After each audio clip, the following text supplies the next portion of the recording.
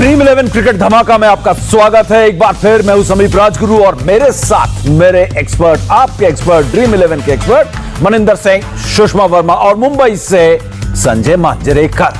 हम अपने expert panel से बात करेंगे, लेकिन इससे पहले अभी जो मुकाबला खत्म हुआ उसके बारे में मैं आपको थोड़ा सा बता देता हूं कि आज सनराइजर्स हैदराबाद का आज शाम को जो है वो सनराइज हुआ। आखिरकार पहली जीत के बाद, बड़े लंबे इंतजार के बाद, 8 हार के बाद अब उनको पहली जीत मिली है। दूसरी जीत आईपीएल सीजन 2021 आईपीएल 14 में ये दूसरी जीत है 10 मैचेस में। तो कमाल का यहां पर अगर हम बात करें तो एक रिकॉर्ड रहा है एसआरएच के लिए इस सीजन में। तो एसआरएच ने मुकाबला तो जीता है 10 मैचेस में, अब ये उनका दूसरी जीत है, तो 4 पॉइंट्स उनके कुल हो गए। और आप स्कोर कार्ड में देख सकते हैं कि आज के जो हीरो रहे उनके कप्तान केन विलियमसन, जो कि नाबाद रहे 51 रन बनाकर। जो टारगेट था वो था 164 रन बनाए राजस्थान रॉयल्स ने, और उसके बाद जो टारगेट था 165 का। और एसआरएच ने ये टारगेट जो था, जो लक्ष्य जो था वो 167 रन उन्होंने बनाए 3 विकेट के नुकसान पर 167 18.3 ओवर में। तो एक दबदबे भरी जीत। और खास बात ये, जो एक बदलाव वहां पे उनकी टीम में हुआ, जी हां, ये स्क्रीन पे जो आपको दिख रहा है, जेसन रॉय इंग्लिश खिलाड़ी को लेके आए जो जबरदस्त फॉर्म में थे। और हमारे एक्सपर्ट संजय मांजरेकर, मनिंदर सिंह और सुषमा वर्मा लगातार कह रहे थे पहले मैच से कि आप यहां पर जेसन रॉय को खिलाएं। डेविड वार्नर का जो पिछले बार जहां से उन्होंने खराब दिखाया था, टीम से ड्रॉप हो गए थे, कप्तानी चली गई थी, तो जेसन रॉय को लाओ। लेकिन वो गलती जो थी आज इस मैच में सुधारी और देखिए उसका तुरंत नतीजा मिला, फायदा मिला और जेसन रॉय ने एक शानदार पारी खेली और एक अच्छी जीत यहां पर सनराइजर्स हैदराबाद के लिए। आखिरकार काफी बदलाव किए गए थे टीम में, इन सब पर हम बात करेंगे। ये तो था मैच का ब्यौरा। अब थोड़ा सा विश्लेषण हो जाए इस सनराइजर्स हैदराबाद की जीत का राजस्थान रॉयल्स पर, जिसने 164 रन बनाए 5 विकेट के नुकसान पर। तो हम ड्रीम 11 के मेंटोर के पास सबसे पहले चलते हैं। मन्नी पाजी, आखिरकार सूर्य उदय हुआ, आखिरकार शाम को निकला, लेकिन निकला तो सही। देखिए, फर्क पड़ता है जब आपके एक ऐसे खिलाड़ी जिसको आप एसेट समझ रहे हैं, बार बार उसको खिलाते चले जा रहे हैं सोच के कि आप क्लिक होंगे। मैं बात कर रहा हूं डेविड वार्नर की। वो एसेट लायबिलिटी बन जाते हैं और वो बन चुके थे इस टीम के लिए। और जैसे ही उन्होंने रियलाइज किया, रियलाइज तो कर चुके थे 2-3 मैच पहले, लेकिन वो इतने बड़े प्लेयर हैं, इतना बड़ा नाम है डेविड वार्नर, कि उनको ड्रॉप नहीं किया कर पा रहे थे, हिम्मत नहीं कर पा रहे थे। और आज जब जेसन रॉय, जो कि बहुत अच्छी लय में क्रिकेट खेल रहे थे, बहुत अच्छी फॉर्म में थे, अभी हंड्रेड्स में उन्होंने बड़े रन्स बनाए इंग्लैंड में, उनको जब खिलाया तो देखिए किस तरह से फर्क पड़ गया टीम को। क्योंकि 164-165 रन हम देख रहे हैं इस आईपीएल में, इतने आसान नहीं हो रहे चेस करने के लिए। लेकिन अगर आपका ओपनिंग बैट्समैन आके इस तरह की शुरुआत देता है तो फिर 18.3 ओवर्स में रन चेज हो गए, जिसको कि मैं कहूंगा बड़ी आसानी से चेज हो गए। बिल्कुल। और सुषमा, इस जीत के बारे में क्या कहेंगे? क्योंकि ये सनराइजर्स हैदराबाद वो टीम नहीं लगी जो हमने अब तक देखा था। आज बहुत एक संतुलित टीम की तरह लगी, जबकि उसमें इतने सारे बदलाव टीम में किए गए। आज डेविड वार्नर को बिठाया गया, खलील अहमद को बिठाया गया, तो कई सारे खिलाड़ी, अभिषेक शर्मा, प्रियम गर्ग जैसे युवा खिलाड़ी को खिलाया गया। और कमाल की बात यह थी, India TV cricket YouTube channel पर जब बात चल रही थी, सुषमा वर्मा ने इन सारे बदलाव के बारे में कहा था ये बदलाव आज होने चाहिए। तो कमाल की बात देखिए, बदलाव हुए और नतीजा भी बदला। जी हाँ, मुझे लगता है आपके लिए फोर्स एक बदलाव जो था, ये 11 चेंज करना और 3-4 खिलाड़ी एक साथ चेंज होना, तो आज शायद जिस तरीके का रिजल्ट है, कहीं ना कहीं मैं कहूँगी जिस बारे में बात कर रही थी यूट्यूब चैनल पे, कि मैं वो अप्रोच देखना चाहूँगी as a cricket player also. क्योंकि जब आप इतना लो परफॉर्मेंस रह रहा होता है, आप टेबल में भी नीचे हो। शायद आज का मैच, शायद रिकॉर्ड्स के हिसाब से देखें तो एसआरएच के लिए मस्ट विन गेम था, अगर आप अभी भी चाहते हो कि कुछ उलटफेर टॉप में हो और आप फिर प्लेऑफ में आ सकते हो शायद।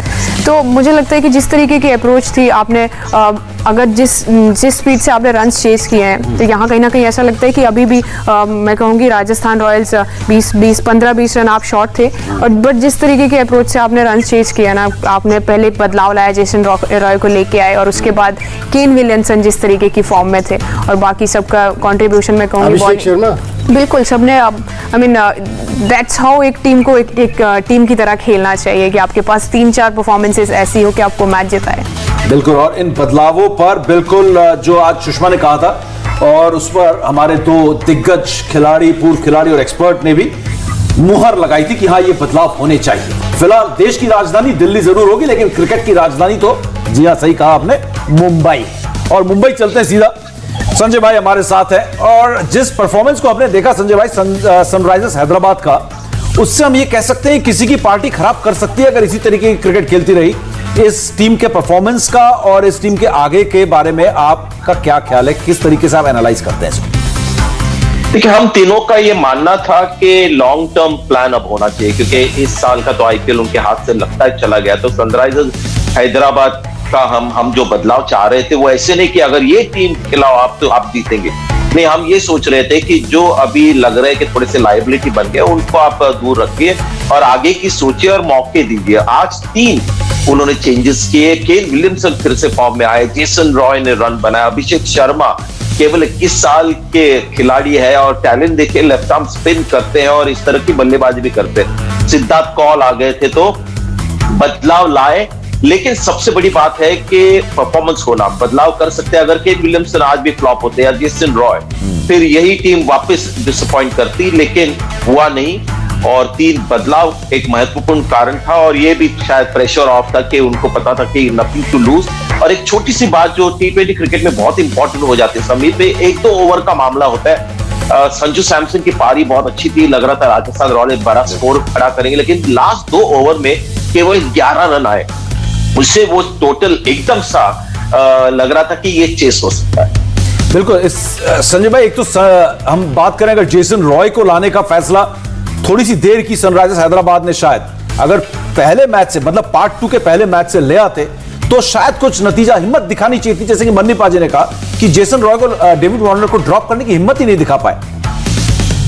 नहीं, मेरा भी ये मानना था कि डेविड वार्नर को आप चांसेस दो, 1-2 और चांसेस दो, लेकिन जिस तरह से वो आउट हो रहे थे वो एक कारण था। और जैसे मन्नी ने भी पहले कहा कि फील्ड पे जिस तरह से लग रहे थे वो, और डगआउट में 1-2 बार उनके पास जब कैमरा गया तो पता चल गया कि एकदम से बिल्कुल फ्लैट नजर आ रहे थे। तो सिर्फ फेलियर की बात नहीं है बैटिंग के टाइम, कभी कभी बल्लेबाज जल्दी आउट होता है तो फॉर्म भी नहीं पता चलता कि इसका फॉर्म कैसा है, क्योंकि ईशान किशन काफी देर तक खेले हैं तो लग रहा है कि बिल्कुल आउट ऑफ फॉर्म है, लेकिन जिस तरह का उनका बिहेवियर था, उनका मूड लग रहा था, तब आज बिल्कुल मैं श्योर हो गया था कि इसके आगे अभी देखना चाहिए, क्योंकि डेविड वार्नर का लग रहा है कि यहाँ पर मन नहीं लग रहा। बिल्कुल, जब परफॉर्मेंसेस खराब होती है या फिर सीरीज में आप हार रहे होते हो तो सीरीज लंबी हो जाती है और खेलने का मन भी नहीं करता है, और ये बात तो बिल्कुल सही है। लेकिन मन्नी पाजी, एक बात यहां पर यह भी कि राजस्थान रॉयल्स के पास आज मौका था, आपने टॉस भी जीता, आपने अपने रणनीति के मुताबिक बल्लेबाजी भी की, उसके बाद जैसा कि संजय भाई कर रहे हैं, बिल्कुल सही बात। और आरपी हमेशा इस बात को कहते हैं, सुषमा आप सब कहते हैं कि मोमेंटम, आखिरी मोमेंट पे अगर आप शिफ्ट करने में कामयाब होते हैं, भले ही एक बहुत बड़ा स्कोर आप बना रहे हो, आपका दबदबा रहा हो पूरे मैच में, लेकिन पारी खत्म होने से पहले मोमेंटम शिफ्ट होना आपके बहुत हक में जाती है, बात बहुत पॉजिटिव होती है। एक तो यहां पर इन्होंने मोमेंटम लूज किया राजस्थान रॉयल्स ने, और दूसरा एक अच्छा मौका था कि प्लेऑफ की दौड़ में अपने आप को बनाते, नंबर 4 पे चले जाते आज। बिल्कुल, लेकिन एक समय जब लग रहा था, जब संजू सैमसन खेल रहे थे, ऐसा लग रहा था कि 180 तक अपने स्कोर को ले जाएंगे, लेकिन वो 15 रन लगभग शॉर्ट रह गए। वो इस वजह से क्योंकि संजू सैमसन ऐसे टाइम पर आउट हो गए जहां पर कि वो तेजी से रन बना के 180 तक स्कोर को ले जा सकते थे। सबसे बड़ी प्रॉब्लम ये हो रही है, हम वही बात कर रहे हैं कि एक जीतने की आदत होती है, और जिस टीम को जीतने की आदत होती है, फिर उसके जो थोड़े कम प्लेयर भी होते हैं, उनको कम समय भी मिले आकर बैटिंग करने का, वो उसमें कॉम्पनसेट कर देते हैं। लेकिन जो जीतने की आदत ही नहीं है, हारते चले जा रहे हैं, जो मैचेस, कई मैचेस जीतने चाहिए थे उनको इस सीजन में और उनको हार गए, उससे पता चलता है कि वो स्टिंग नहीं है जो होना चाहिए। अगर आप चेन्नई सुपर किंग्स की बात करें, 24 पर 4 होने के बाद आप मैच जीत जाते हैं, कोई ना कोई खिलाड़ी हाथ खड़ा करके कहता है आज मैं जिम्मेदारी लूंगा, वो चीज इस टीम में नहीं है। अदरवाइज इंडिविजुअली मुझे लगता है इस टीम में भी मटेरियल है, लेकिन एज अ यूनिट वो कामयाब नहीं हो पा रहा है। बिल्कुल, इन दोनों टीमों को तो हारने की आदत है, समस्या यहां पर ये है, तो कौन हारेगा इसमें लड़ाई होती है। तो यहां पर आज जो है, यहां पर जहां तक बात है, राजस्थान रॉयल्स ने कहा कि आज हम हारेंगे, तो ये बड़ी समस्या है। वैसे अगर बात करें सीएसके की, जीतने की आदत है, दिल्ली कैपिटल्स हाल के कुछ सीजन में बहुत जबरदस्त खेल रही है, और उसके बाद मुंबई इंडियंस स्लो स्टार्टर है, लेकिन इस वक्त मुंबई इंडियंस से भी उम्मीद है कि वो वापसी करे। एक ऐसी टीम है जो वापसी करेगी, इसमें पूरा भरोसा है, सारे चैंपियन खिलाड़ी उसमें शामिल है। लेकिन फिलहाल ड्रीम 11 गेम चेंजर नंबर 1 की तरफ हम रुख करते हैं, और dream 11 game changer number 1, Sushma, ये कमाल की बात है, बड़ी जबरदस्त बल्लेबाजी की, 57 गेंदों में 82 रन बनाए, और सबसे ज्यादा फैंटेसी पॉइंट्स इस मैच में मिले हैं संजू सैमसन को, 129।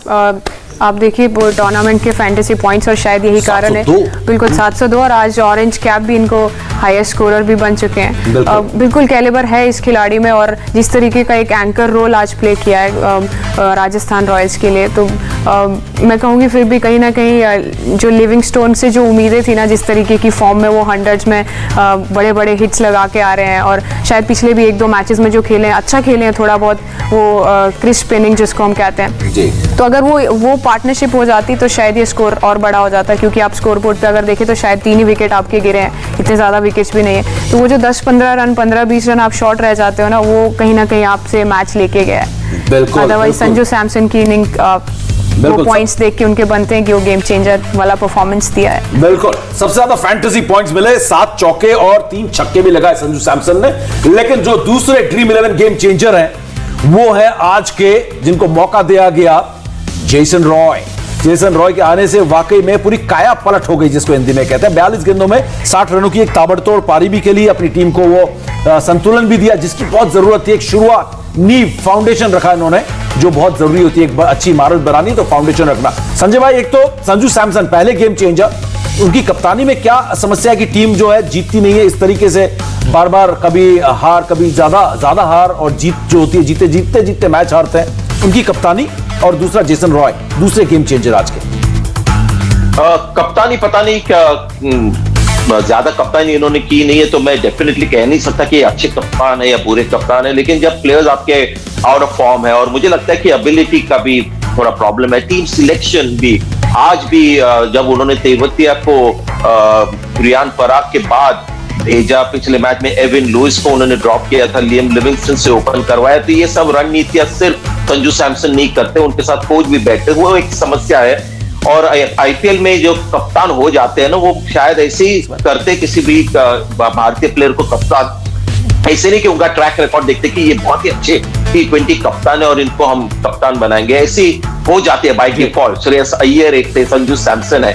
लेकिन अगर बात करें संजू सैमसन की, और हमने जेसन रॉय को आज देखा, तो आज एक बात पता चल गई समीर के, एक left hand right hand combination का होता है ना ऑब्सेशन, मुंबई इंडियंस को बहुत होता है कि left hand right hand combination होना चाहिए। आज देखिए 2 राइट हैंड गए, जेसन रॉय और रिद्धिमान साहा, और डेविड वार्नर और Saha left hand right hand combination थे।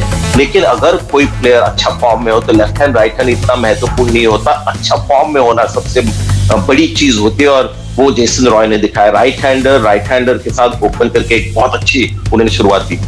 हमारे मेंटोर की आखिरी यहां पर एक कमेंट, केन विलियमसन है तीसरे game changer, dream 11 game changer number 3। देखिए, ये मेरे बड़े फेवरेट बैट्समैन है, और जिस तरह का इनका एटीट्यूड है, जिस तरह का इनका बिहेवियर है, बड़े पसंद आते हैं खिलाड़ी। और इनमें सबसे खास बात क्या है, ये हर तरह की सिचुएशन में टीम को संभाल लेते हैं, और आज तो शुरुआत ही अच्छी मिली थी, सो ऐसा पता ही चल गया था कि प्रॉब्लम होने वाली नहीं। बिल्कुल, लेकिन पूरे दिन भर आज हमारे एक्सपर्ट्स के साथ बातचीत हुई, और कल हम आपको 3 बार मिलेंगे, और शुरुआत करेंगे शाम के 3 बजे से, क्योंकि कल मंगलवार का दिन है। इसलिए नहीं क्योंकि मंगलवार को कल डबल हेडर है, और हम अपने एक्सपर्ट पैनल के साथ हाजिर होंगे। फिलहाल संजय भाई आपका, मन्नीपा जी आपका, सुषमा, आप तीनों का बहुत बहुत धन्यवाद। इंडिया टीवी हर वक्त हर जगह डाउनलोड करने के लिए सर्च करें India TV news Google play store या ऐप स्टोर पर।